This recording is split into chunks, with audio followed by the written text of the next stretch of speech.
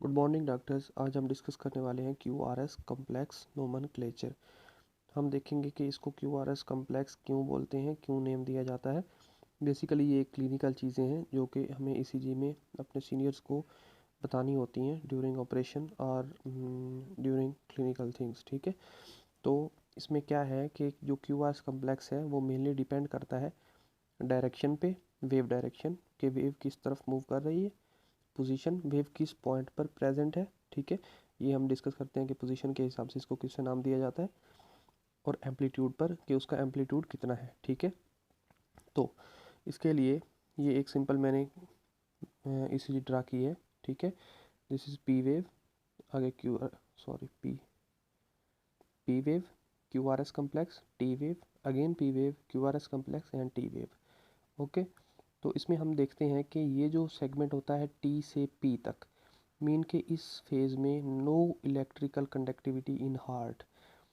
यहाँ से स्टार्ट होता है atrial depolarization, then ventricular depolarization and ventricular repolarization, फिर करंट नहीं होता और फिर अगेन पी वेव स्टार्ट होती है। ठीक है, तो ये जो टी पी सेगमेंट है इसको हम बोलते हैं आइसोलेटेड लाइन। आइसोलेटेड लाइन का मतलब ये है कि इस दौरान हार्ट में कोई भी इलेक्ट्रिकल करंट नहीं होता। ठीक है, आगे फर्दर नेक्स्ट ये है कि अगर इसमें बात करें एक चीज़ पहले, और वो ये कि सम टाइम क्यू ऐसे लिखा होता है, आर और एस ऐसे स्मॉल लिखा होता है, क्यू आर एस कम्प्लेक्स ऐसे लिखा होता है। सम टाइम क्यू आर और एस ऐसे लिखा होता है। तो ये ऐसा क्यों है? ऐसा इसलिए है कि जब हम ईसीजी देखते हैं, ये मैंने ईसीजी के 2 बॉक्सेस ड्रा किए हैं। ठीक है, तो ये आप देखते हैं कि ये बिग लाइंस होती हैं और फिर उसमें स्मॉल 5 बॉक्स होते हैं। ठीक है, ये इस तरह स्मॉल बॉक्सेस होते हैं। ठीक है, तो अगर एक वेव 3 बॉक्सेस नीचे आ रही है, ठीक है, 3 बॉक्सेस से कम में छोटी है, तो हम उसको स्मॉल अल्फ़ाबेट में लिखेंगे।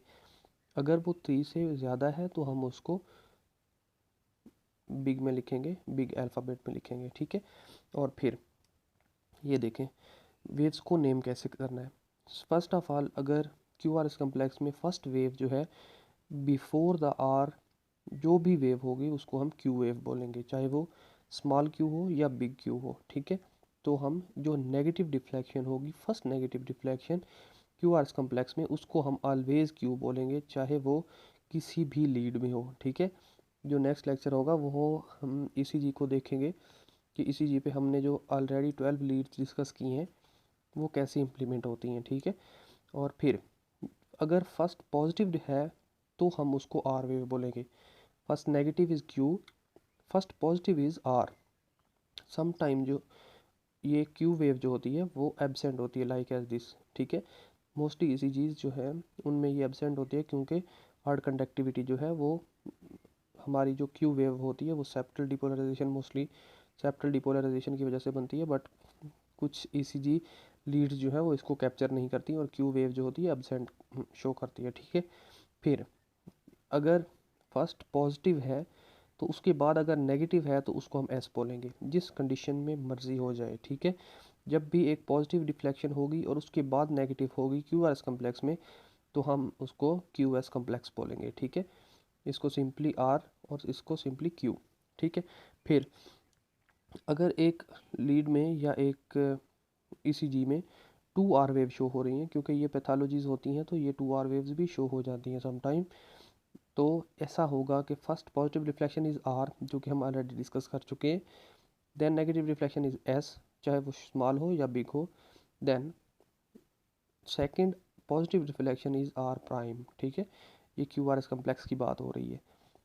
देन अगर आर प्राइम के बाद फिर नेगेटिव रिफ्लेक्शन आती है तो हम उसको एस प्राइम कहेंगे। ठीक है, तो ये जब भी ईसीजी को हम रीड करते हैं या किसी भी दूसरे डॉक्टर को हम बोलते हैं कि ये कैसे, यानी उसको बताना होता है कि ईसीजी में क्या चेंजेस हैं, तो हम उसको ये टर्म्स बताते हैं कि ये इस तरह एस प्राइम बन रहा है या आर प्राइम बन रहा है। ठीक है, और फिर अगर ना ही आर वेव प्रेजेंट है तो सिर्फ और सिर्फ नेगेटिव डिफ्लेक्शन और चली जाती है।